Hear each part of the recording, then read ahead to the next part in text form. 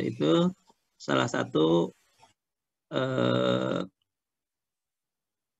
struktur organisasi di dalam IMF. Kan paper ini atau tulisan ini hasil dari kajiannya IMF ya, studi IMF gitu. Nah, yang menjalankan studi itu yaitu tadi departemen. Dan yang menulis juga mungkin pegawai di sana ya, analis ya di IMF itu. Teman-teman juga ke depan banyak juga tuh dari lulusan STAN yang jadi pegawai World Bank, pegawai IMF ya, jadi analis, jadi ilmuwan di sana, ilmuwan ekonomi, ilmuwan ilmu sosial. Nah, baik, itu. Nah, jadi saya harapkan ya kayak resume begitu, yang penting adalah ininya ya, insight dari teman-teman ya, pikirannya, tanggapannya gitu ya, bukan sekedar meringkas, tapi juga ada mencurahkan. Menurut saya seperti apa? Itu Mas Kevin tadi, Mas siapa? Mas Bima ya. Mas Kevin juga tadi yang kedua saya masih kasih nilai 80 ya. Nanti saya baca lebih lanjut kalau ada yang sudah memberikan review kritis ya, namanya juga kan saya bilang review kritis, ya mungkin bagus nilainya ya. Nilainya maksimal tapi 90 ya, dari 80 90. Nah, saya lanjut ke sini saja ya. Jadi nanti silakan, ini saya sudah jelaskan kalau yang sampai sini ya di video ya. Mungkin videonya sekarang saya cek dulu sudah jadi belum. Sudah ya, sudah 100% nih yang sistem informasi akuntansi pemerintah itu menjelaskan sampai mungkin slide berapa, yang ini malah belum kayaknya ya. Jadi saya mulai dari sini saja ya. Tambahannya ya. Nah, jadi setiap ini diantaranya kita akan bahas SPAN. Nah, tapi seperti juga yang saya sampaikan di penjelasan ya tentang overview dan yang mengapa kita belajar siap ya. Materi yang kita bahas PAN dan SAPI itu sebetulnya masih seperti materi akuntansi keuangan di sistem informasi akuntansi gitu ya. Jadi kalau kita masih tekanannya di sini di SPAN dan SAPI, ya ini mungkin lebih cocok tetap namanya bukan Apem bukan siap, tapi Apem 3 lagi. Apem 3 lagi, cuma materinya kita ganti dengan materi SPAN dan SAPI yang memang materi SPAN dan SAPI ini baru terbentuk sekarang ini ya. SPAN dan SAPI kan baru ya. Jadi dulu Apem 3 belum bahas ini karena memang belum ada gitu ya. Tapi sekarang bahas ini karena sudah ada gitu ya yang diterapkan SPAN dan SAPI gitu. Nah, tetapi ini belum sesuai dengan tujuan dari kita mengubah nama mata kuliah ya, dari siap menjadi dari Apem 3 menjadi siap ya. Karena kita mengubah mata kuliah ini adalah untuk memberikan pemahaman tentang sistem informasi akuntansi pemerintah. Nah, SPAN dan SAPI ini bagus untuk jadi dasar gitu ya, karena di sini kita sudah jelas nih pembahasannya per modul gitu ya. Nah, tapi modulnya ini sebetulnya seharusnya diterjemahkan lebih lanjut dalam konteks sistem informasi akuntansi. Jadi ada siklusnya begitu ya, ada bisnis prosesnya per subsiklus gitu ya, ada bikin flowchart, DFD gitu. Nah, mungkin saya tawarkan ya, kalau di kelas kita yang topik-topik kelompok ya, nanti kan mulai pertemuan 3 bahas topik-topik khusus ya terkait dengan materi yang dibahas. Nah, teman-teman kelompok bisa juga tidak bahas topik itu, tapi bahas materi ini ya. Misalnya minggu depan kan tentang penganggaran gitu ya. Di topik khususnya adalah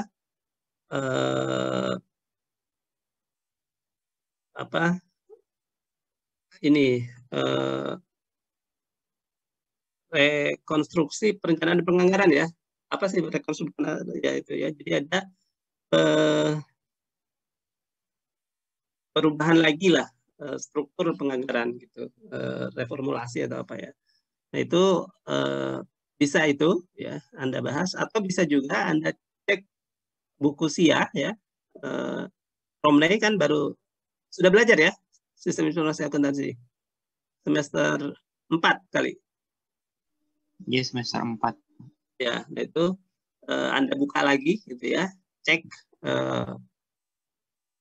siklus yang terkait dengan yang dibahas oleh teman-teman. Nah, itu siklusnya kemudian disesuaikan dengan ini gitu ya. Jadi kalau untuk akuntansi pemerintah, siklus yang relevan itu pembahasannya jadi seperti apa gitu ya. Misalnya pengeluaran belanja ya. Belanja itu di SIA kan sudah ada tuh apa namanya?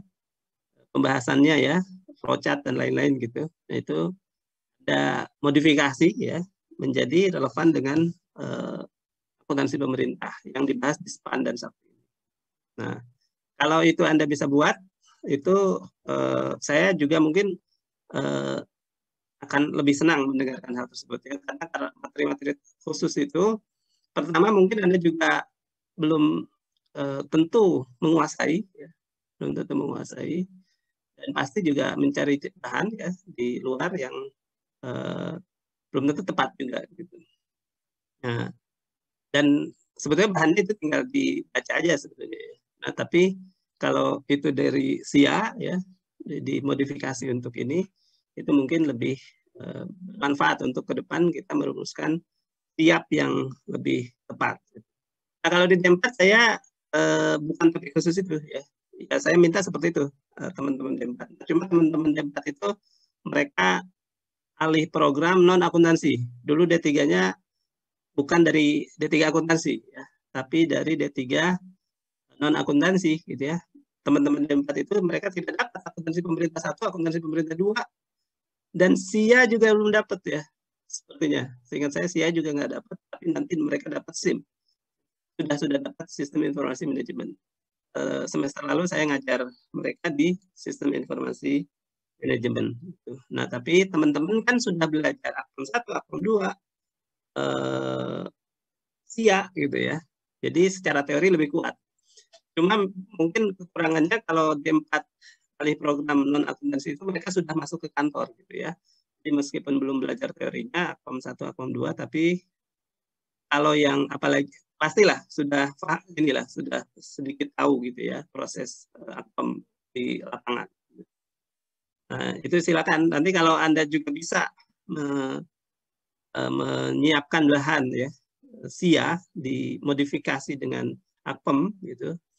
Itu saya bandingkan nih antara hasil teman-teman yang tahu teori gitu ya, tapi mungkin masih minim di lapangan gitu ya, dengan D4 nanti yang belum tahu teori gitu ya.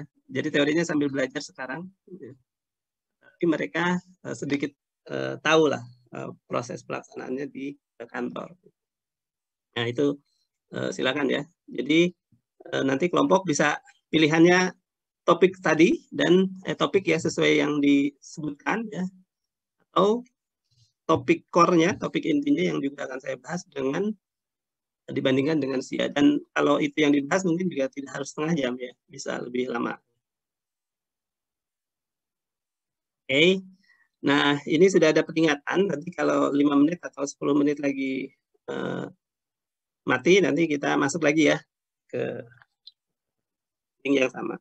Nah saya lanjutkan lagi ya, jadi kita bahas kembali ke sini, SPAN, sistem yang terintegrasi, menggabungkan beberapa fungsi, perencanaan anggaran ya.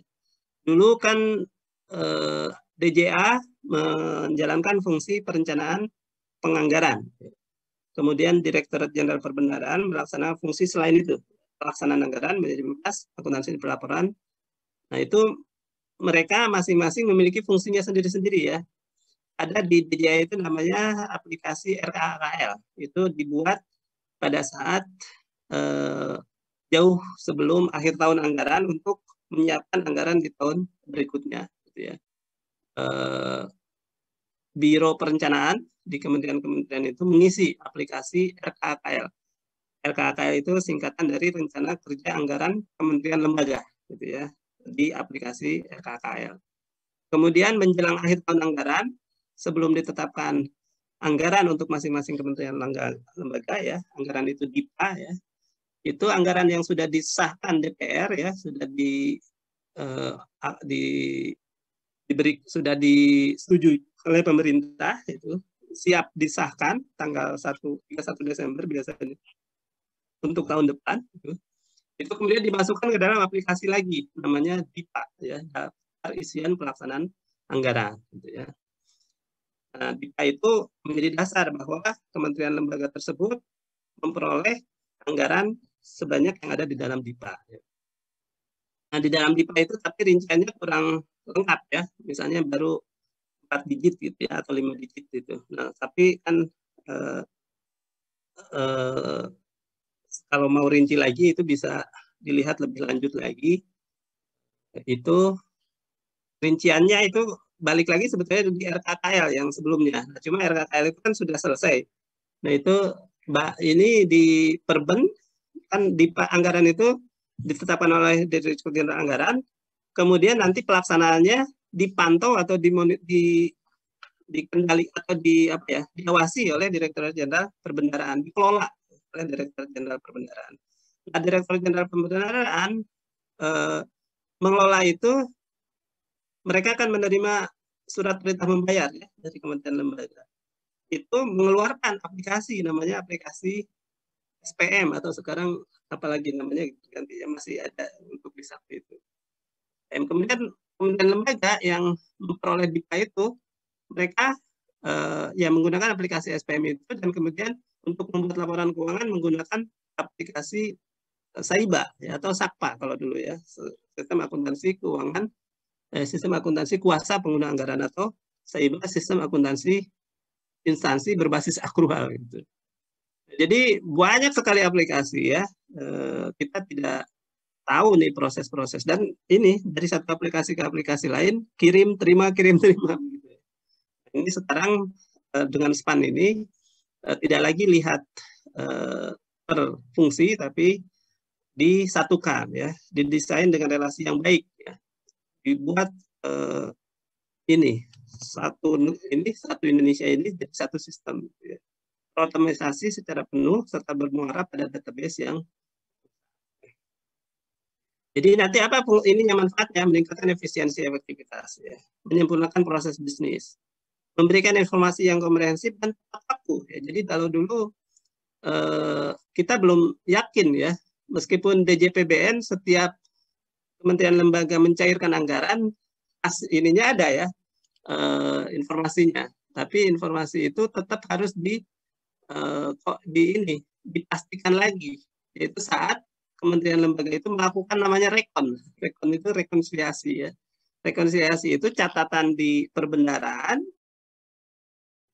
dicocokkan dengan catatan di kementerian lembaga. Perbendaharaan punya aplikasi sendiri kan yang mengecek pengajuan-pengajuan belanja dari satker-satker dari data bank ya. Bank itu dimintakan anggaran, dia cairkan gitu ya. Nah, pencairan ini kan masuk ke DJPBN. Jadi secara keseluruhan tahu siapa yang sudah mencairkan, siapa yang belum mencairkan, berapa sisa anggaran untuk setiap akun. Gitu. Nah, tetapi untuk lebih pastinya masih harus menunggu dari satker-satker ketika mereka melaporkan gitu ya, dari versi mereka. Gitu.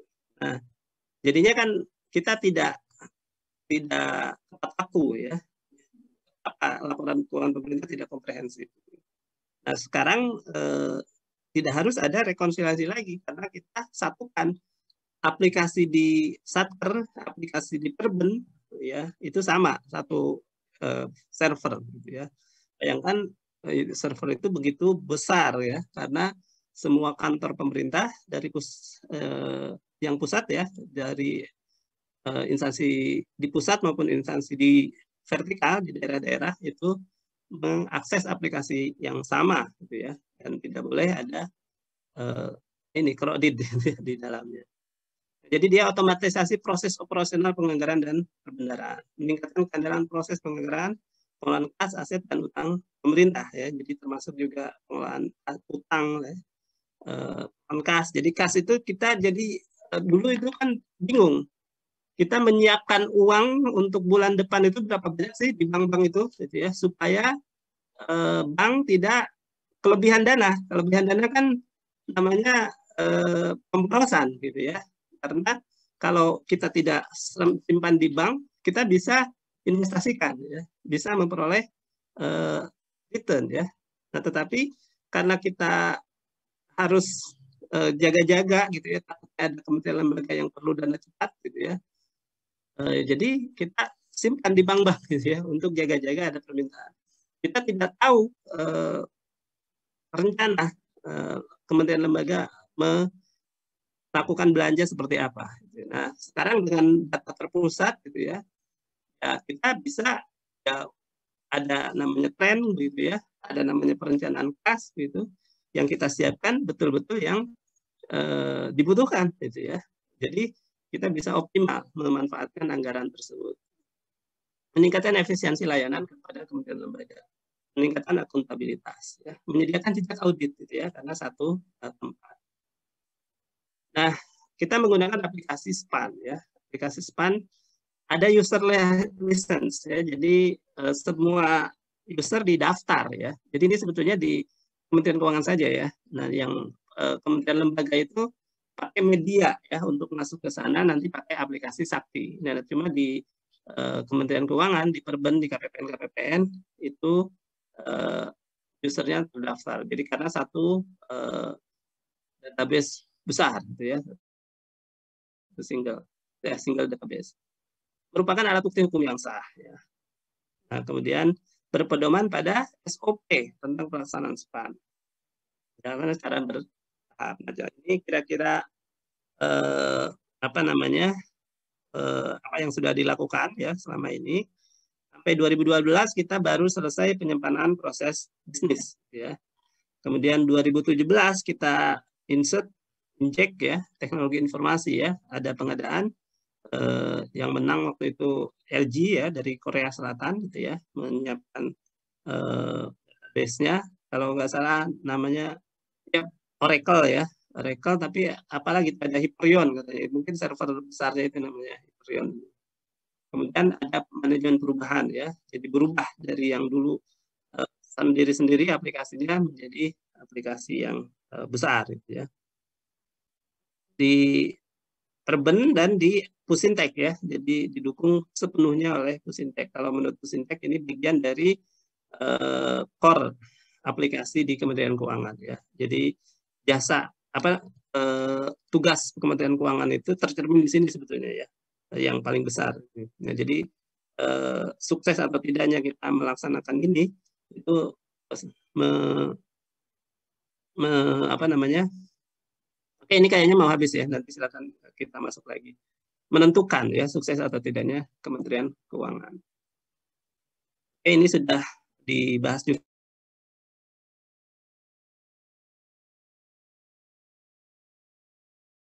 Asing aplikasi itu. Nah, sekarang mengakses satu database yang sama, baik untuk bendera pengeluaran gitu ya, GL ya, General Ledger, ini cash management gitu ya, ini apa nih ya, saya nggak tahu persis juga nih, ini SA, PM ini, kita akan nanti pelajari banyak sekali. Oke, saya percepat deh, mudah-mudahan. Jadi ini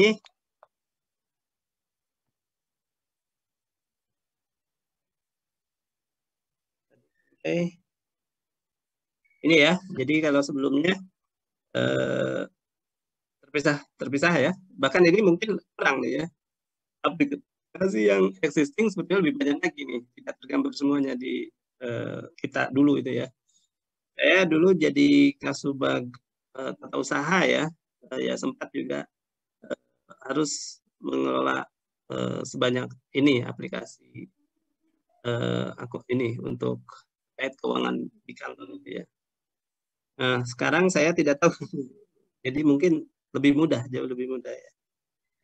Nah, tapi saya belajar bersama teman-teman di sini, kita akan lihat ya seberapa mudah kemudian kita melaksanakan hasil perubahan ini dari dibandingkan sebelumnya.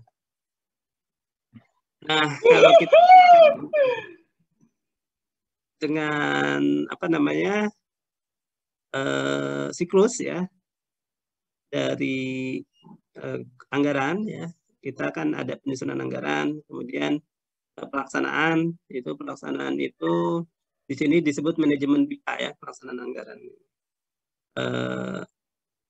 Ini span itu ada di tengah-tengah.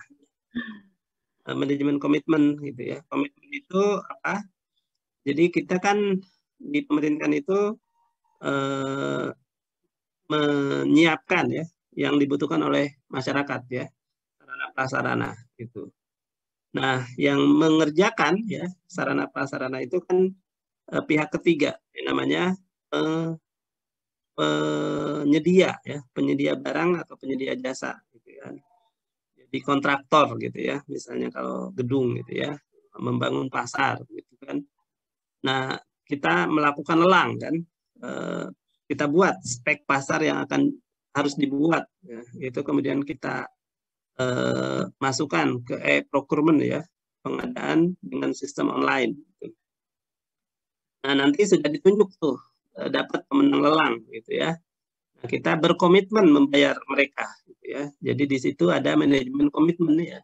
Siapa penyedia yang ditunjuk gitu ya, atau yang sudah memenangkan lelang gitu kan, mereka kita memberikan komitmen kepada mereka untuk membayar ya, makanya disebut komitmen. Banyak sekali yang sudah kita tetapkan, berarti kita harus punya, mereka harus menyediakan apa, kita harus cek nanti ya, dan kita berkomitmen membayar mereka ya, itu namanya proses pengadaan. Kemudian penerimaan dan pembiayaan ya, jadi kita menyiapkan pembiayaan untuk kita dan kita memperoleh penerimaan ya dari pajak gitu ya, kemudian juga dari kalau mereka ini ada denda gitu ya dan lain sebagainya. Kemudian kas ya, juga memanage kas ini khusus di Kementerian Keuangan ya, dan juga kementerian lembaga yang merencanakan ya, tetapi mereka sebatas menggunakan yang disediakan Kementerian Keuangan di bank-bank eksepsi gitu ya, yang ditunjuk untuk mengelola pembayaran ya dari kementerian-kementerian lembaga itu. Nah, kemudian pemerintah juga karena apalagi di sekarang ya pandemi gitu ya, uang yang kita miliki tidak cukup ya untuk membiayai kebutuhan-kebutuhan kita. Kita melakukan utang atau memperoleh hibah ya dari negara lain misalnya ya. Kemudian kita publis laporan keuangan di web dan lain-lain. Nah, hasilnya di audit ya, dan kemudian ini kemudian kita masuk lagi ke tahun depan dengan kita nyusun anggaran lagi, ya. Kemudian berputar lagi. Nah, ini ada daily operation, kemudian ini ada manajemen kas gitu ya, yang keluar dari siklus ini ya, pajak dan bea cukai, manajemen aset dan persediaan, pembayaran. Nah, ini kira-kira yang terkait dengan span gitu ya, digambarkan dalam secara visual ya dalam suatu siklus dari anggaran dan pelaksanaan dan pelaporannya. Oke ya, nah, ini span-nya di situ ya, kira-kira yang dicakup.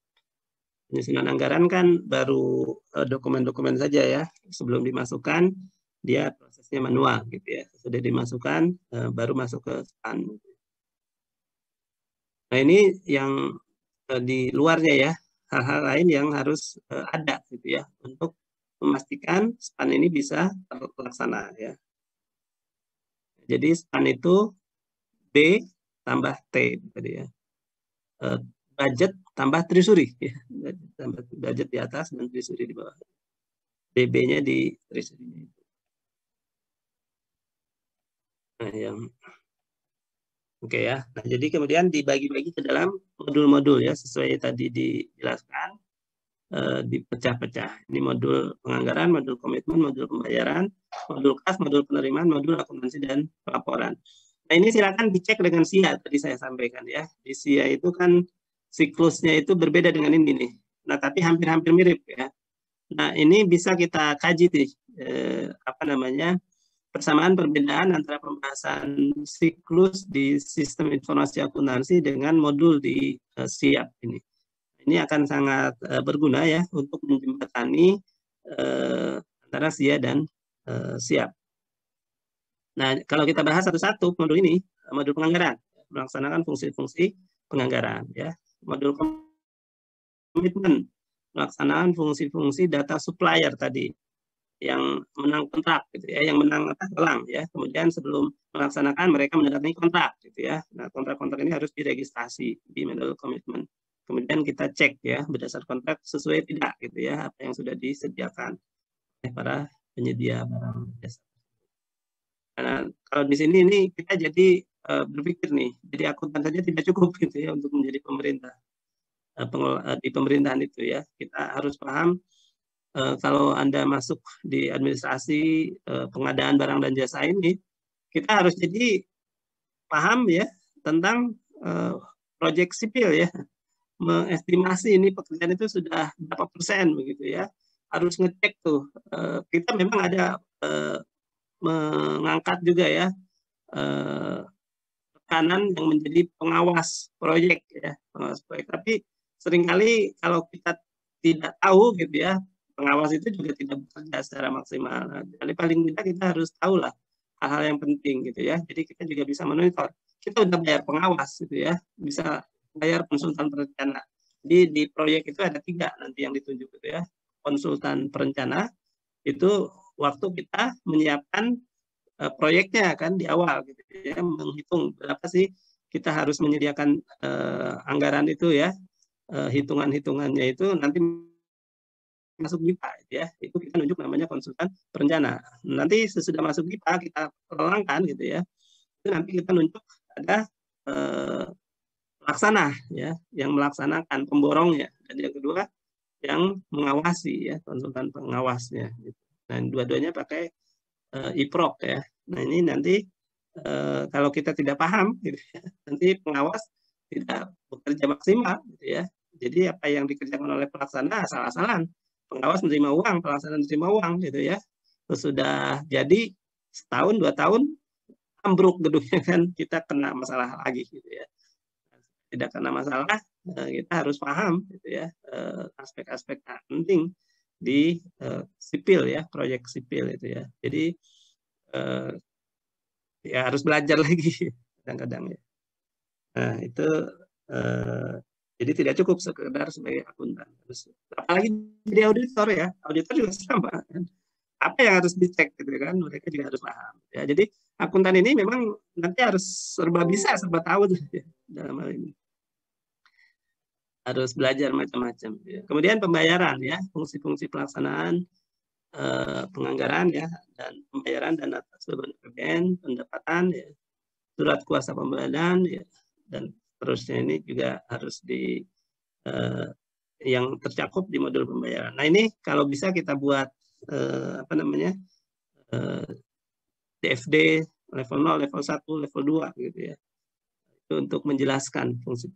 Ini sementara kan belum ada gitu. Kita bisa siapkan juga untuk kita jadi bisa menganalisisnya secara konsep sistem informasi akuntansi. Nah, penerimaan, nah, modul penerimaan juga penjelasannya di sini nanti ya, di span ini. Nah, tinggal PR-nya adalah bagaimana kita gambarkan ini dalam sudut pandang sistem informasi akuntansi pemerintah. Nah, kemudian kita juga lihat span ini dari sisi ini ya, organisasinya, pengorganisasian.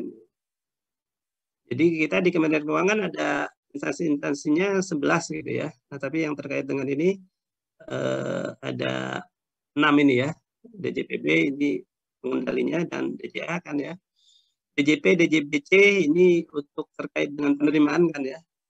Mau tidak mau nanti akan terkait dengan pajak dan bea cukai. Kemudian asetnya oleh DJKN, utang oleh DJPU. SPAN ini tidak mencakup semua yang ada di Kementerian Keuangan juga sebetulnya. Jadi hanya DJA dan DJPBN tadi ya, DJPB. Untuk DJP, DJPC masih menggunakan namanya modul penerimaan negara, MPN. Sekarang sudah G2 ya, generasi 2. Ini aplikasinya terakhir update-nya sampai G2. JKN manajemen aset ya, aset juga keluar juga ya dari SPAN, dan terakhir DJPU menggunakan DM-FAS. Jadi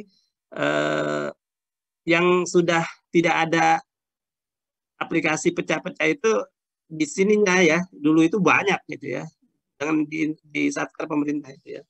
Sekarang jadi satu, Sakti. Jadi SPAN menjadi Core of Information System fungsi fiskal.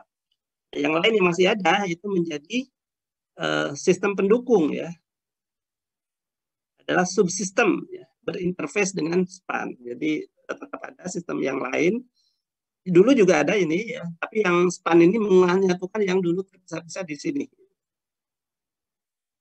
Service level agreement dengan semua eselon 1. Jadi ada SST ini, Service Center ya di Kementerian Keuangan. Kemudian BA-BUN di Kementerian Keuangan menggunakan aplikasi SPAN secara langsung.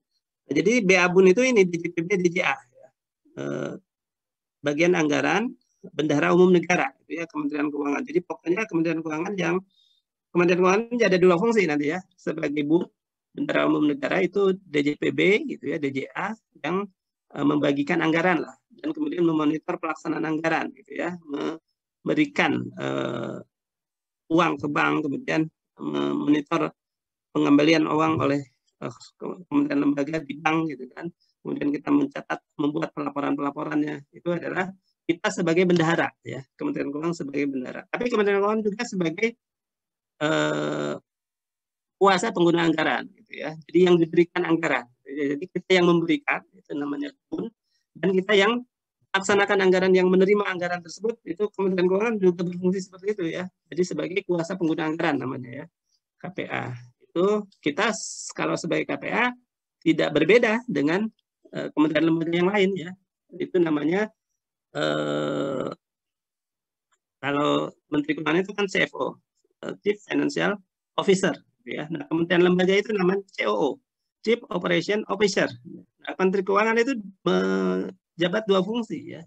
Kementerian Keuangan itu ya, sebagai CFO dan juga sebagai COO ya. Jadi kita multifungsi nih di pemerintahan itu ya.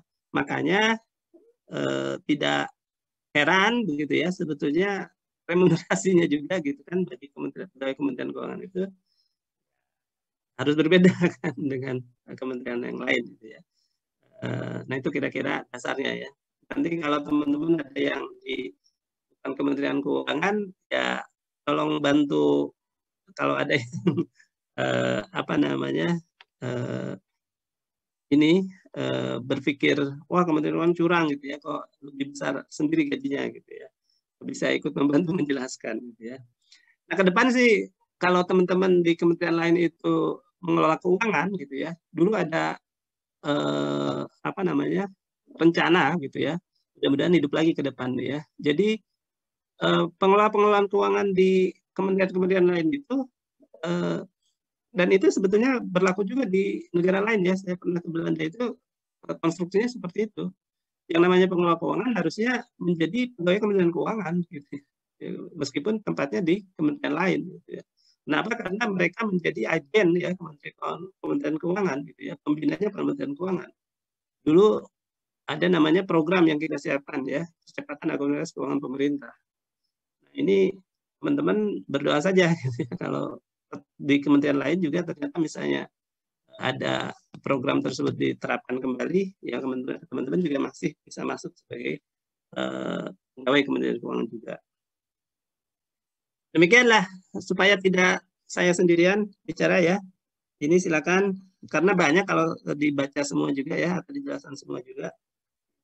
Sakti juga apalagi ya, belum kita jelaskan nih. Nah, Sakti itu tadi di level kementerian lembaganya ya, karena kalau semuanya juga dicakup dalam satu aplikasi gitu ya, di SPAN itu betapa besar gitu ya aplikasi kita gitu ya. Jadi saat ini juga semacam SPAN gitu ya, tapi kita kembangkan sendirilah gitu ya. Karena kalau kita kan sudah belajar ya menyiapkan SPAN gitu ya untuk kebutuhan kitanya gitu ya. Kemudian untuk kebutuhan kementerian lembaga mengelola, melaksanakan gitu ya, kita siapkan sendiri Sakti. Hasil kita belajar menyiapkan SPAN bersama konsultan gitu ya, LG tadi ya. Nah, untuk Sakti ini kita betul-betul siapkan sendiri, kita bangun infrastrukturnya sendiri gitu ya. Modulnya hampir sama dengan SPAN tadi. Ya, di SPAN tadi kan modulnya ini ya ini ya, modul penganggaran komitmen ya. Kita lanjutkan di level Saktinya juga modulnya, modul penganggaran, modul komitmen ya. Tapi mungkin ada tambahannya modul aktiva gitu ya, yang persediaan gitu ya, dilepaskan. Nah, nanti penerapannya seperti ini ya. Jadi kaitan dengan aplikasi existing seperti ini. Yang tadi saya jelaskan ya. Dulu ada SAS itu aplikasi SPM yang tadi saya sampaikan, modul pembayaran itu ya. Taibah gitu ya.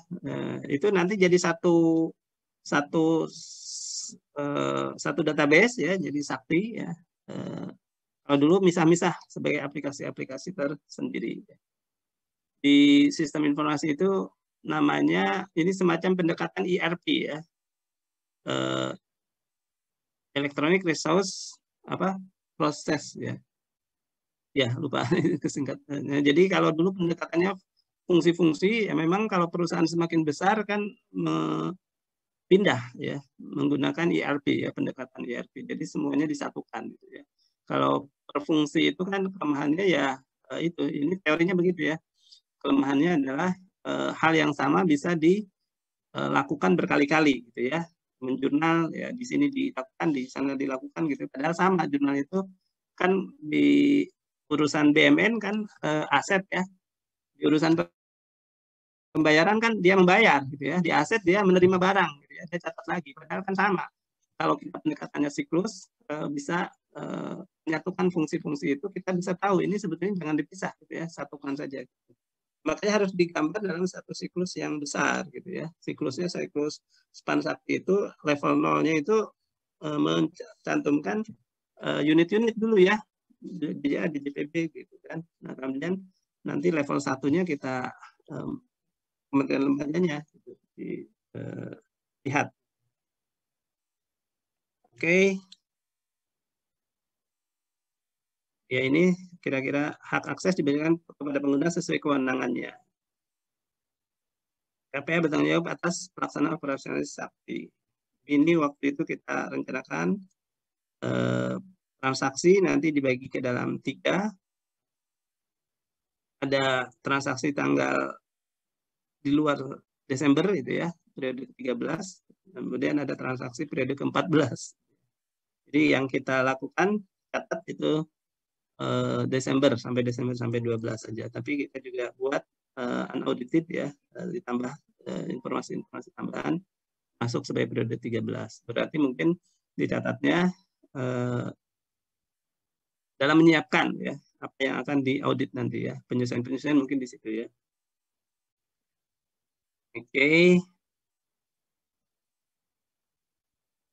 Nah, ini bagian anggaran itu istilah di anggaran ya, yang setara dengan kementerian lembaga gitu ya. Kementerian lembaga itu memperoleh namanya bagian anggaran. Nah, tapi bagian anggaran itu lebih banyak daripada jumlah kementerian lembaga yang ada. BA 999 ini adalah BA tambahan di luar kementerian lembaga. Jadi urusan-urusan keuangan ya yang disetarakan sebagai keuangan untuk kementerian lembaga ya. Hibah gitu kan, utang gitu itu kan dikelola sendiri oleh Kementerian Keuangan. Tapi kompleksitas pengelolaannya itu sama dengan kita mengelola satu kementerian lembaga gitu ya. Jadi dari sudut pandang anggaran ini kita buat sebagai bagian anggaran sendiri ya. Termasuk dana desa gitu ya, kita buat bagian anggaran sendiri lagi ya. Jadi kementerian ini banyak sekali urusannya. Nah, modul administrasi ya, modul anggaran, nah silakan ya dilanjutkan, ini sudah sangat teknis ya. Nah mungkin yang terpentingnya adalah kita nangkap gambaran besarnya. Demikian, ini Saya cukupkan barangkali ya untuk ini. Nanti ada satu lagi. Dulu, sebelum SIAP ini terbentuk, proses perbendaharaan negara ini apakah dengan manual, Pak? Lalu, jika iya, ketika SIAP ini mulai diterapkan, itu kan pasti banyak pekerja manual yang digantikan oleh komputer. Meskipun masih membutuhkan tenaga manual, pasti kan lebih sedikit ya, Pak. Kemudian pertanyaannya, gimana cara atau rintangan ketika proses tersebut? Pasti banyak tenaga manusia yang diotomatisasi, kayak gitu. Bentuk perlawanannya dan gimana cara penerapan itu sampai bisa terrealisasi, gitu Pak. Terima kasih. Ya, terima kasih. Ya, jadi tadi sudah disampaikan ya, mungkin saya tambahkan ya. Jadi bukan berarti sebelum SPAN Sakti kita tidak menggunakan proses komputer, gitu ya. Jadi bedanya adalah pendekatannya ya. Kalau dulu fungsional gitu ya, kalau dengan SPAN Sakti itu kan tadi saya sampaikan itu namanya pendekatan berbasis ERP ya, Enterprise Resource Planning. Nah, tadi ERP ini menyatukan ya apa yang kita buat software itu terpisah-pisah gitu ya menjadi menjadi satu ya mana tadi ya ERP ini. Nah ini ya satu sistem ya mengintegrasikan satu semuanya gitu ya dalam satu aspek aktivitas organisasi dalam satu sistem. Jadi di perusahaan-perusahaan swasta juga seperti itu ya. Biasanya awalnya mereka basisnya per urusan, per fungsi ya. Fungsi kepegawaian sendiri bikin aplikasi ya. Fungsi pengeluaran kas gitu ya. Fungsi penerimaan begitu ya dan penjualan gitu ya, bikin aplikasi sendiri. Nah, ini dirasakan kemudian kalau semakin berkembang organisasi semakin tidak efisien ya. Jadi tapi kemudian harus investasi cukup besar kan dengan IT yang sudah ERP ini ya masuk dengan kriteria ERP. Nah, jadi dengan ERP semuanya dalam satu sistem ya. Jadi kita tidak lagi melihatnya secara parsial ya, secara terpisah-terpisah, tetapi kemudian menjadi terpusat, satu kesatuan. Nah, apakah akan mengurangi SDM? Ya jelas ya. Jadi sebelum ini tahun 2010-an mungkin ya, kita juga sebelum SPAN Sakti bahkan ya, kita sudah melakukan namanya pembaharuan prosedur sebetulnya ya. Dulu itu kita sudah melakukan pembaruan prosedur ya. Nah, dulu KPPN itu dari ya kalau dulu kan prosedurnya manual lah, memang lebih banyak manual gitu ya proses-proses itu. Kemudian meskipun berbasis fungsional, jadi gelombang pertama lah ya, gelombang pertama itu aplikasinya belum begitu modern lah gitu ya. Jadi masih harus banyak tangan manusia gitu ya. Jadi pertama kita buat aplikasi berbasis fungsional dulu ya, diefisienkan prosedur-prosedur itu. Nah itu dulu misalnya ya perubahannya itu di KPPN itu dibikin menjadi 3 layer ya. Satu adalah front office, middle office, kemudian back office gitu ya. Nah, jadi yang di front office hanya semua urusan dikerjakan oleh mereka begitu ya. Di middle office melanjutkan urusan dari front office gitu ya. Back office yang mengelola database gitu ya. Nah, itu saja waktu 2010-an itu kita mengubah proses bisnis menjadi lebih efisien itu hasilnya adalah KPPN dari 200-an misalnya pegawainya itu dipangkas menjadi 70. Saya mengalami waktu di Jogja itu ya. Jadi saya sering juga akan mengurus ke KPPN gitu ya. Saya di Balai Diklat Keuangan Yogyakarta dulu ya. Tahun 2008, 2009 ya mungkin ya sekitar itu. Nah, itu KPPN itu dari 150-an gitu ya menjadi 70-an orang saja. Sisanya itu dipindahkan ke Kanwil.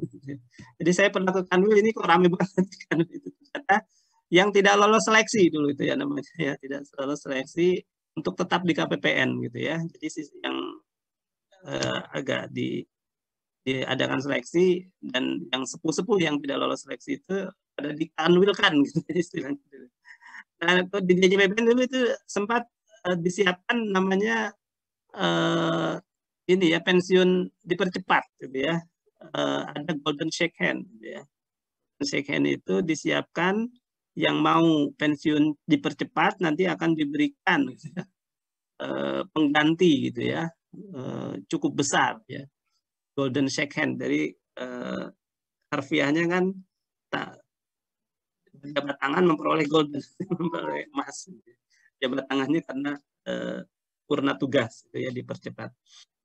Tapi itu ternyata tidak berhasil ya. Akhirnya pelan-pelan itu dikurangi gitu ya, dan mungkin sekarang sudah selesai lah ya. Jadi di pensiun ditunggu masa pensiunnya saja. Jadi, tapi dulu sempat disiapkan tuh, cuma terus apa namanya, tidak disetujui gitu ya di Kemenpan. Pertanyaannya, nanti dari kementerian lain meminta hal yang serupa gimana? Siap nggak? Nah, kan kita nggak siap ya, uangnya nanti harus punya banyak gitu ya. Kan menarik juga tuh ya, keluar tapi dapat modal besar gitu ya untuk buka usaha. Akhirnya tidak jadi ya, karena tidak bisa menjawab pertanyaan tersebut. Demikian Mbak Mela ya. Ada lagi pertanyaan yang lain? Terima kasih pertanyaan. Ya. Silakan. Izin bertanya, Pak. Ya, Mbak siapa ini? Ya. Mbak Anggarini. Ya, silakan.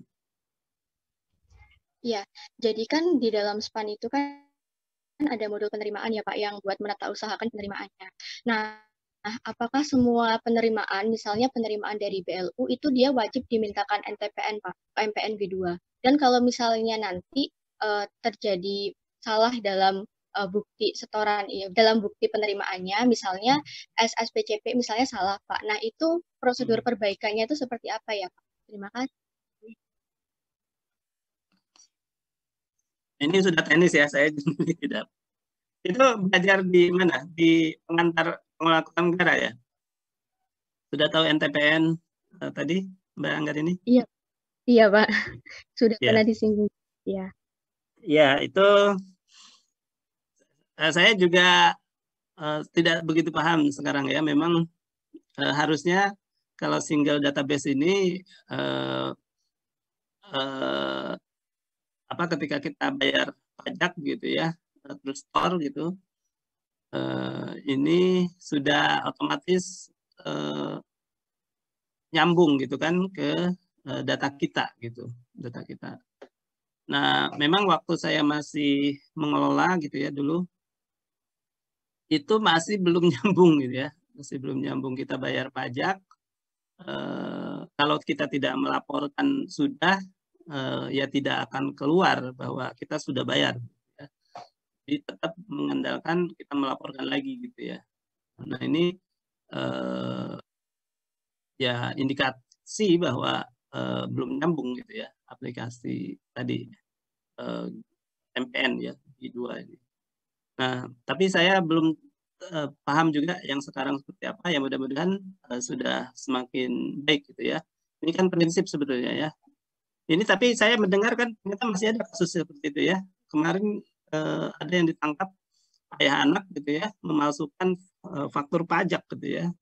Nah, jadi ternyata meskipun mungkin sudah ada perbaikan, tapi masih bisa disiasat gitu ya.